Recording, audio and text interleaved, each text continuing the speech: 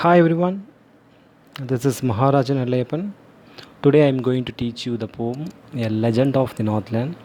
It's written by Phoebe, Phoebe Cary. Phoebe Cary is known for her variety of poems. She has written all the poems with the help of her sister. She raised her voice for women empowerment. Her poems are always known for such thoughts.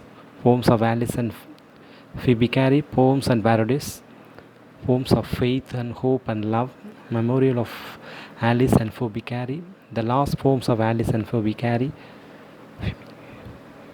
ballads of little folk by Alice and Phoebe Cary. This poem illustrates a valuable lesson to every reader about being generous, being kind to the needy people. The poet illustrates that point with the help of a story, a tale. Let's find out the features from every stanza. Away, away in the Northland, where the hours of the day are few, and the nights are so long in winter that they can't sleep them through.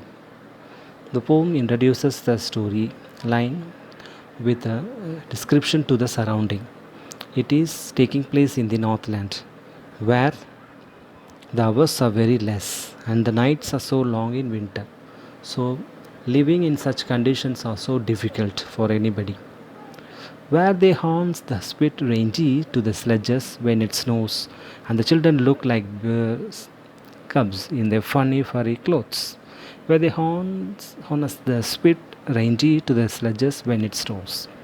So here the kind of job and activity that every people, the residents of the place used to do. Where there is snowing, to move around, to transport, to commute, they use the reindeer to move from one place to another with the help of the vehicle. And children would also wear the coat just to cover their body to prevent a severe cold. So they would look like the Bill's cubs. So these two features are talking about the kind of story and the nature of their life. They tell them a curious story. I don't believe it's true, and yet you may learn a lesson if I tell the tale to you. Now the poet is going to introduce the story. Nobody would believe, but it has got some value. It is going to teach us a lesson. Once, when the good Saint Peter lived in the world below and walked about it preaching, just as he did. So, here a story is about to be narrated by the poetess, and he is introducing the major character. Saint Peter is a good one, good mankind, is doing good by preaching, teaching, guiding, monitoring, observing, and extending his cooperation to everybody, the needy people. And he was living living in the world, was moving around here and there. He came to the door of a cottage in traveling around the earth, where a little woman was making cakes and baking them on the hearth.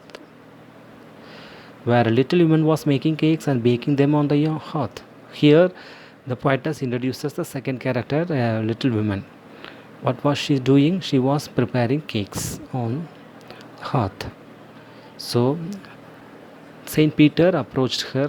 Saint Peter reached this place cottage for some reason. What is that? And being faint with fasting, for the day was almost done, he asked her from her store of cakes to give him a single one. So here what happened to Saint? He was faint and fasting. After completion of the day, after performing his duty, he asked her some pieces of cakes. At least one. Not everything, at least one. So she made a little cake. But as it baking lay, she thought it seemed too large to give away. She thought it seemed too large to give away. What happened? When someone asks, she has to give her best. She has to sacrifice something. She has to contribute or give away the things just for the sake of kindness, just for the sake of the some noble causes. But she didn't do anything. She thought that why should I give my part? It seems too large for her when she was about to share with others. Therefore, she needed another, and still a smaller one, but it looked when she turned it over as large as the first had done. Look, as the curious thing happens. This reflects her mean character and a very simple attitude. She lacks some value here. What is that? She was not ready to give away, so she finds some reasons. So she gives the reason that when she was preparing another dough with to make cake, it seemed to her too large. So it was something different from the first one. Then she took a tiny scrap of dough and rolled it flat, and baked it thin as a wafer. But she could not part with that. She took a tiny scrap of dough, rolled it fat, and baked it thin as a wafer, but she could not part with that. Now she was trying her best to give the smallest part from her part, but she was not able to do. But she was not able to share that. She found it difficult because her mind didn't allow her to do. For she said, my cakes that seem too small when I eat of them myself are yet too large to give away. So she put them on the shelf. Now she answered, I am not ready to share my part. It seemed to me too large because it is needed for me. This is not for the others to sacrifice. Others, I may not share my own possessions. She is so selfish. She keeps everything with her without contributing, without sacrificing, without giving the things away to someone. So she kept everything in the shelf. Then good pain, Saint Peter grew angry, for he was hungry and faint, and surely such a woman was enough to provoke a saint. Surely such a woman was enough to provoke a saint. Now what happened? After getting such reply, the good saint, the kind saint, a kind of a spiritual leader, got angry because he would not bear that. He said, you are too selfish to dwell in a human form, to have both food and shelter and fire to keep you warm. Too selfish, dwell in human form, to have both food and shelter, fire to keep you warm. Places like Northland requires warmth, requires a kind of a heating place. But here what happens?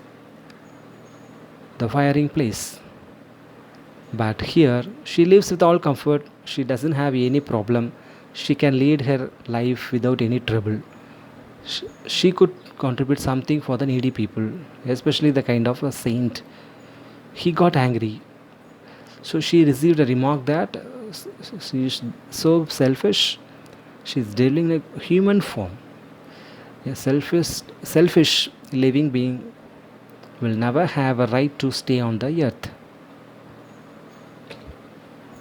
Now you shall build as the birds do, and shall get you a scanty food by boring all day in the hard dry wood. By boring all day in the hard dry wood. You shall build as the birds do. Now she is living with all comfort, under the shelter, with all the necessities, commodities, all the basic things. But after after expressing such a bad thing, when she is not ready to do anything for others, she proved that she was not eligible to stay. So something is going to happen. A kind of curse is given by the Saint Peter. What is that? She has to build a nest like other birds. She has to get only the scanty food. small amount of food, not a bigger one. According to her mind, she will only get that. Like woodpeckers, by making a deep hole and getting the things. Then up she went through the chimney. All of a sudden, her words changed her to her word changed her as a woodpecker. She flew from the chimney, never speaking a word, without uttering any further word. So he had such a magical power. He had such a holy power to make her a woodpecker as a result of her character, mean aspect. She was changed to a bird. This is what the poetess introduced, that this particular aspect may not be accepted or nobody would believe it as a true story. She had a scarlet cap on her head and that was left the same. But all the rest of her clothes were burned black as coal in the flame. She had a scarlet cap on her head. All her rest of her clothes were burned black as a coal in the flame. So nothing is left. She changed her approach. She was forced to change her appearance because she is now living as a bird. And every country schoolboy has seen her in the wood where she lives in the trees till this very day, boring and boring for food.